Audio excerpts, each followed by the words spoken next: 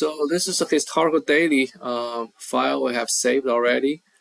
But let's open the query editor, and we can add a little bit more into this query to make it kind of more efficient. We can pull data for a list of stocks all at once, okay, instead of just retrieving one particular stock. So let's go to transform data, and we open this query editor. So here's the original query, and we set up parameter to retrieve for one particular stock, American Airline.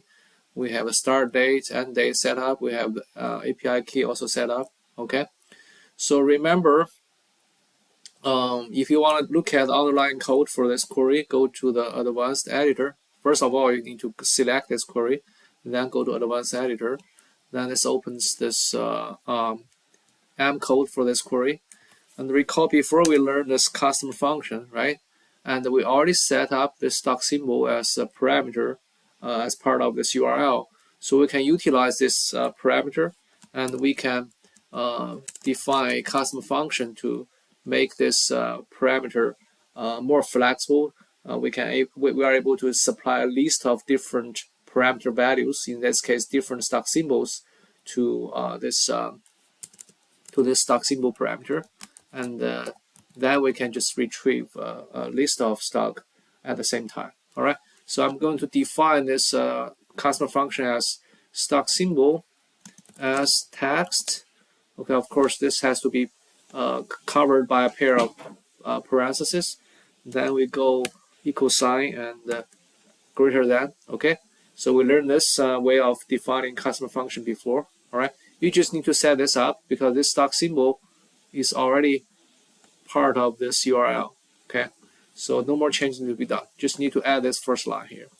All right, then you just of course you want to make sure this stock symbol parameter is exactly the same as what you defined here up here. All right, then you can just click on done, and now this historical data query becomes a custom function as represented by this function sign. So now you can just go to Home tab and enter data, and we're going to define a list of stock symbols. So we're going to have Apple, first one. Then once you press enter, the second cell is going to open up, and you can type in, say, Tesla. Again, enter. Then the third cell opens up. You can type in, say, Costco. Okay. So yeah, let's just try this three. Okay. Of course, you can have a longer list, and you can retrieve this entire list all at once. Okay. But just for illustration, I will just have these three stocks here, and I'm going to call this column symbols. And this basically here we have a table which just contains one column. Okay, and I also give this table a name. I'll call it stocks. All right, then you click OK. Then this this stocks table is being created here, and make sure this entire content in this table is text. It's already text, but you want to make sure this is text because those things are going to be supplied as the value for the parameter into that URL. Okay, again, URL here. I'm sorry, that's not wrong. The URL for this customer function. Okay, go to the advanced editor. You can see this. The value for this stock symbol is going to be supplied as part of this URL, so it has to be a text format. Okay. So that's why in this stocks table, those things need to be set up as text, okay, as it is now. All right. So now you can click on the stock table, and I'm going to add column for this table, and for the added column, I'm going to invoke the customer function. All right, and you don't need to really care for this new column name. Okay, you can always redo this later. Give it a new name, but anyways, this is more important thing. The function query you're going to use will be this historical daily. All right, that's basically this customer function we defined above here. All right, so select this one, Then you're going to see stock symbol is that parameter inside the URL, and you need to define which column supplies the value for this parameter. Okay, you can see actually in here you can either supply this as text or supply as a column. So here we already set up a column with a list of values, so we actually wanted to use this column name as the kind of input for this stock symbol parameter.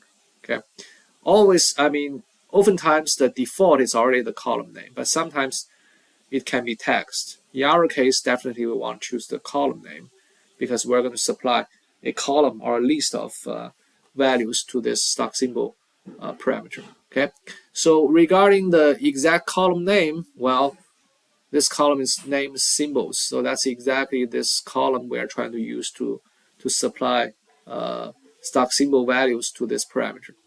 So now everything's set up, just click on OK. Then Power BI is going to work and retrieve a table for Apple. Apple, a table for Tesla, and another table for Costco. And you can expand this query. Okay, those tables are basically retrieved using this historical daily customer function. Okay, so you can expand this table and you can see all the detailed data field this query has retrieved from profit.com, and you can load more to see the entire list.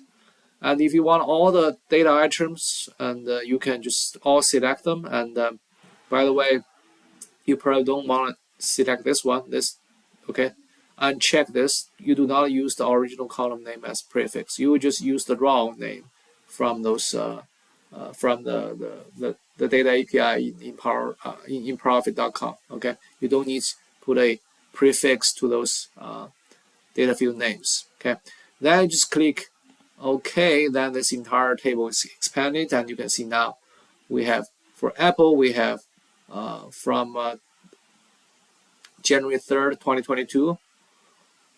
Well, because here we already have the start date and end date set up, so it's gonna go all the way to 2024, October 10th. Well, for illustration purposes, well, this period is probably too long, and I wanna actually, instead of starting from January 2022, I wanna change this to July 2024. So our period is gonna start from July 2024 all the way to October 2024. Okay, and then you go back to the stocks table. You will see we have Apple from July 2024 all the way to October 2024. Then we have Tesla. Okay, recall we have 3 stocks retrieved at the same time. So we have Tesla also for the 3 months from July to October. Then we have Costco from July to October as well. Okay, so basically this customer function allows us to retrieve 3 stocks at once. Of course, you can have like 30 stocks, 300 stocks in a list and retrieve all of them at once. And also you can use this start value and start date and end date parameters to define which particular period for all those stocks you want to retrieve. Okay, so that's a very convenient way to retrieve data using the data API.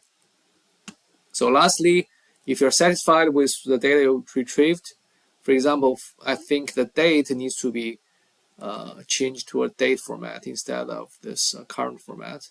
You can do that, of course.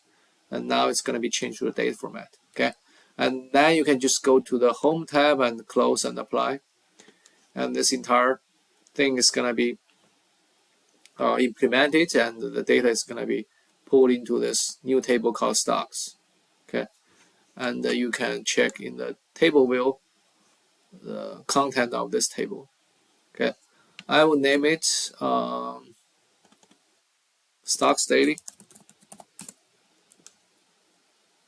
All right, and then you can just go to the file tab and click on save as and store this file as a PBI X file in a location that you prefer.